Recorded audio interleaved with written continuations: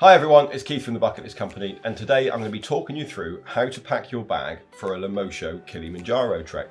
Now, the Lemosho route is a camping route, so that's going to change what we need to pack from, say, the Marangu route, which is the hut-based route. So while you're on Kilimanjaro, you need to pack your duffel bag within a 12 kilo limit, as that's what the porters are allowed to carry for you. So that includes the duffel bag itself. So you're going to have two bags on the Lemosho route. You're going to have your duffel bag and you're going to have your day pack as well. Now, it's only the duffel bag that needs to contain the 12 kilos. So if you want to take more with you, you're going to have to carry it on your back. Now, when you come away with the Bucket List Company, we stay at this hotel at the start and we stay at the same hotel at the end. So you don't need to carry everything you take with you for the trip. Obviously, you're going to probably have a couple of days before, a couple of days after, and you'll probably maybe even be going on safari or something like that. So all of that extra stuff can be left in the hotel and you can get it. So you're only going to take with you on the mountain what you need for the trek itself. So the first thing I'm going to start off with is talking about sleeping. So on the Lemosho route, you are going to be camping every night in a two-man tent. So you are going to need to take with you your sleeping bag, and you're going to need to have a mat as well. So with regards to sleeping bags, I would say a 3 to 4 season sleeping bag is going to be what you need. Obviously in a tent, it can get quite cold in the evenings. So obviously if you've got a 3 season sleeping bag, taking a sleeping bag liner with you as well to make that up to a 4 season sleeping bag. But obviously you want to make sure you are super warm in the evenings. So I've got my sleeping bag going in. I've also got my roll mat going in. Now I've got a X-Bed down inflatable mat. So again, this adds extra insulation from it being down filled. So this is going to add warmth to the system as well by having the down one. So just have a think about what you're going to sleep on as well. So the next thing we're going to need to think about is our boots and what we're going to wear on our feet. Now, some people will wear a more mountaineering style boot for the summit and do the walk up to that point in approach shoes. I opt to go for this style mid-range boot, which is an approach shoe in essence with a higher ankle support. So it feels like I'm walking in approach shoes, but actually with the ankle support, it makes a big difference, which you really need for the way up and especially coming back down from the summit again. Now, I don't need to pack these into my duffel bag because I'm going to be wearing these on day one of the trek. I will take a pair of approach shoes with me as well, just for in the evenings when we get to camp. You can take your boots off and just feel like, so either a pair of trainers or a pair of approach shoes or just something comfortable that you can walk around camping is super important, I think. Give your feet a bit of a rest at the end of the day. I will also take with me a pair of flip-flops. On the camps further down the mountain, it can still be quite warm. Wandering around camp, if you need to get up in the middle of the night and go to the toilet, you can just put your flip-flops on. And if it's not too cold, you will be okay. And it's just a bit more comfy, I think. The nice thing as well with flip-flops is when you finally finish the trek, you can take your boots off and go back to your hotel in a pair of flip-flops and give your feet that real nice rest. Next thing you need is your day pack. I've opted for a 35 to 45 litre day pack. It's quite a big pack. I just don't overfill it, which means that actually when I'm trying to find things, it's easy to find. I haven't got to cram everything in and take everything out of the bag itself. With this bag, it's got pockets on the waist strap, which is great for putting your snacks in, those sort of things. It's got pockets on the side, which I use for my water bottle. The thing I like about this one is it's got the mesh back on it. So actually, it's not sitting against your back and sweating, you're getting a bit of airflow through.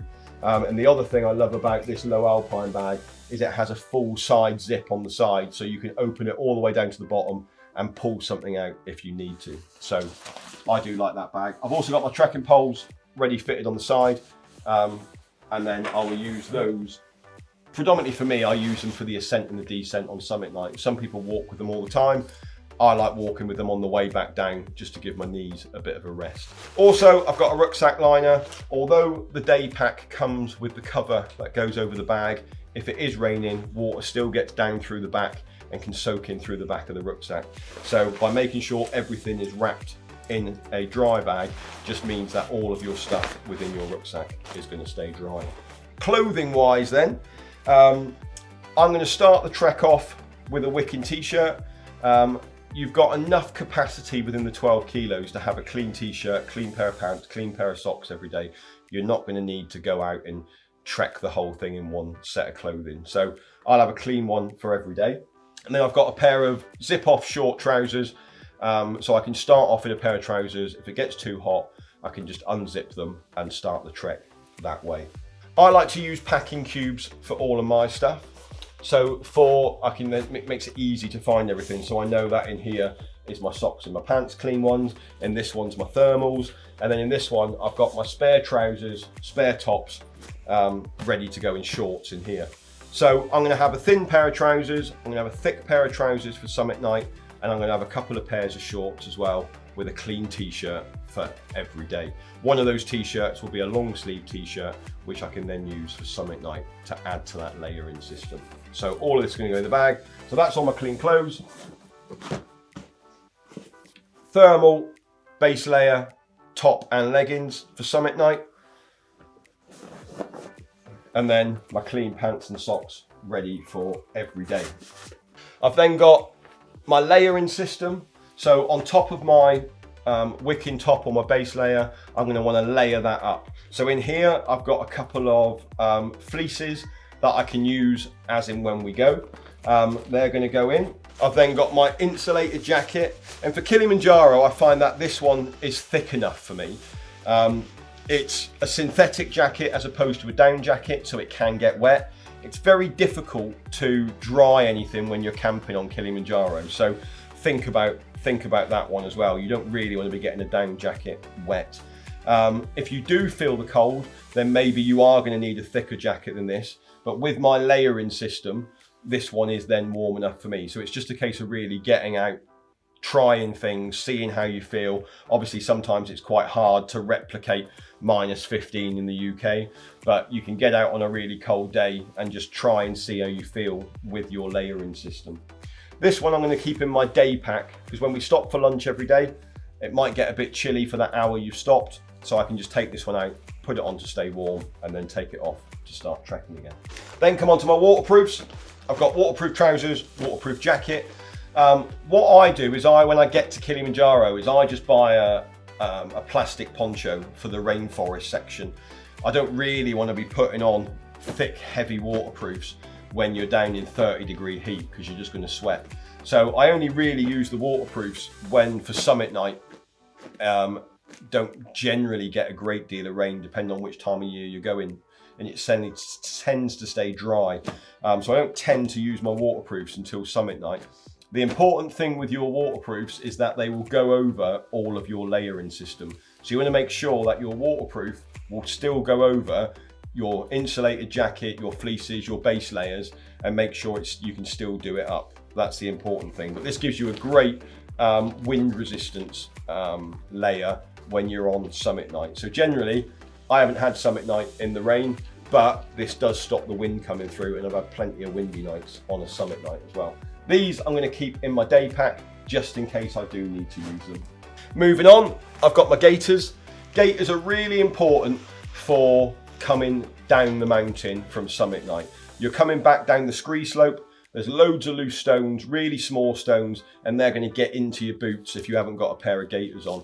You're going to be forever either taking your boot off and getting stones out, or you're going to leave them in there and potentially get blisters. So by wearing gaiters, it keeps the dust out, keeps the stones out. So grab yourself a pair of gaiters as well. I then come on to, in here, I've got my warm beanie hat, I've got my thin gloves, I've got my thick gloves, these are my mitt gloves, and I've got some buffs as well. Kilimanjaro gets really dusty. Having a buff over your nose, having a buff on your wind in the wind and summit night really does help. If it is really hot, you can wet these, put them on your neck, and they will cool you down. So buffs are really handy. Take a couple of those. Thin gloves, obviously on summit night, you can get a wind chill factor. It can be really cold.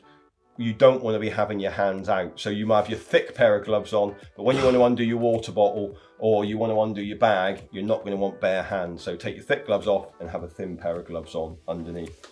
I've then got my peaked hat. Obviously you want to keep the sun off the back of your neck, off your eyes, off your head.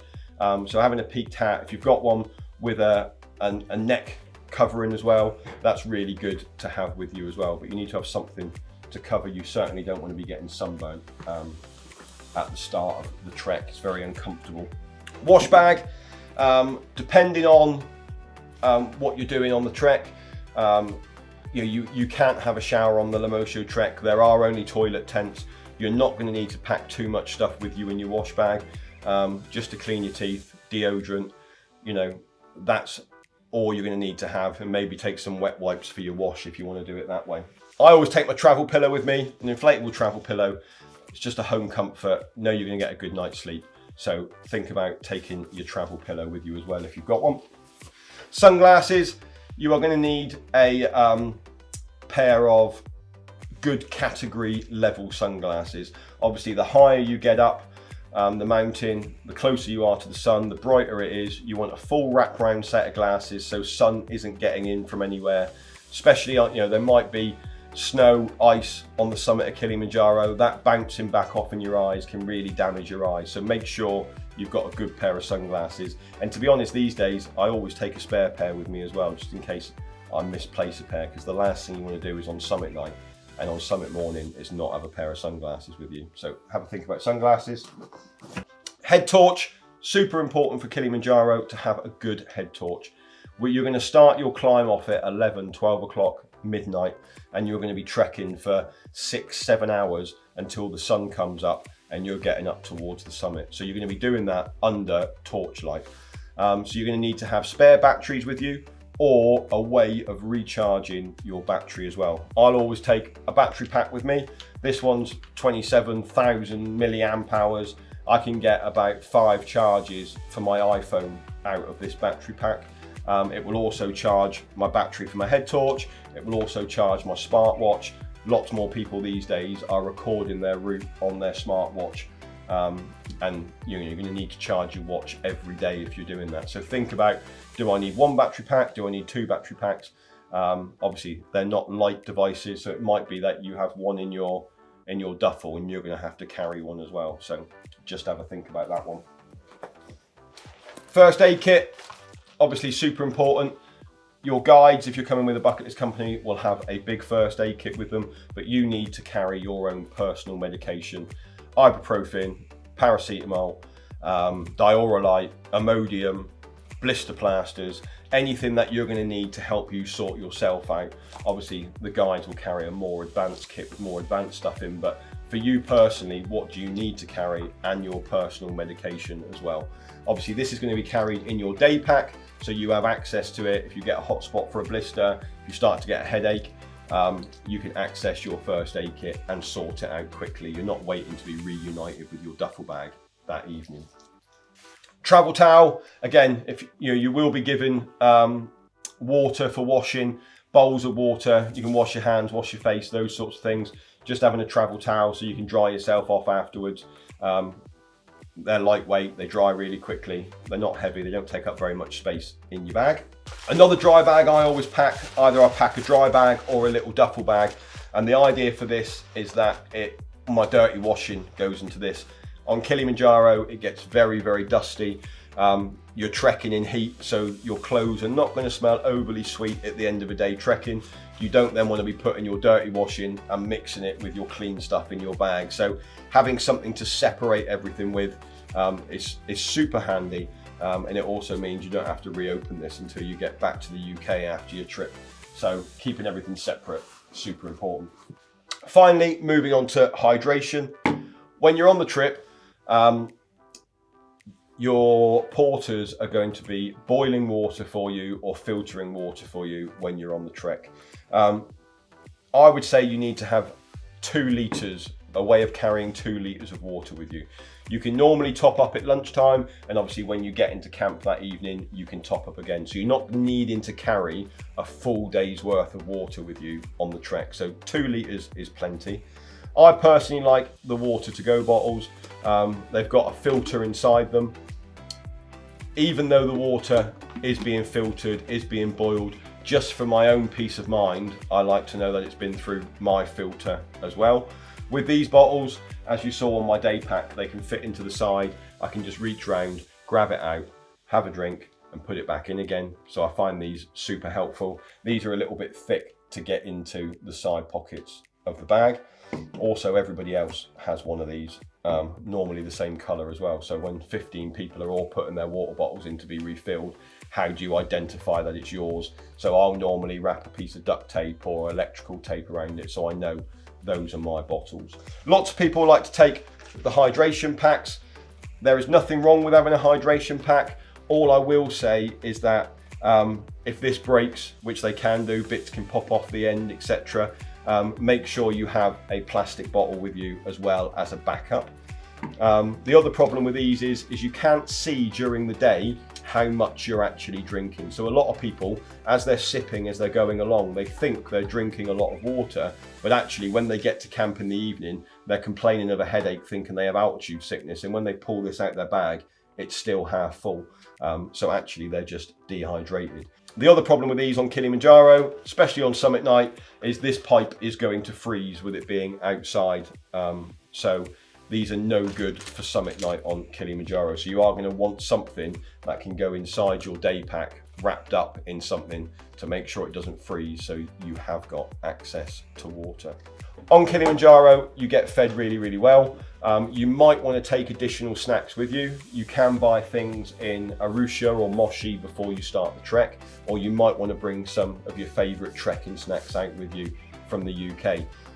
That's entirely up to you. Like I say, you do get fed really well, but again, on summit night and things like that, it might just be that you want some home comforts from home. So think about what you're going to take. Weigh your bag, see if you can take anything extra in it, because bags of Haribo and things are actually quite expensive. So, not expensive, they're quite heavy. So obviously if you are going to take 4 or 5 bags of Haribo, that's going to add another kilo or so to your bag. So just have a think about, have you got the capacity to take it? You don't want to be carrying too much in your day pack on a day-to-day basis, because you know you're trekking a long time, you're trekking uphill. So the lighter your day bag can be, the better it is for you in essence. Hence why we don't want to be carrying 4 litres of water, because that's an additional 4 kilos. Anyway, I hope you found this video useful. If you've got any questions, you want any advice on any pieces of kit, what to take with you, please do send us an email, contact the office, give us a call, and we'll be more than happy to help you sort your kit and your kit list out for Kilimanjaro. Have a great trek. Bye-bye.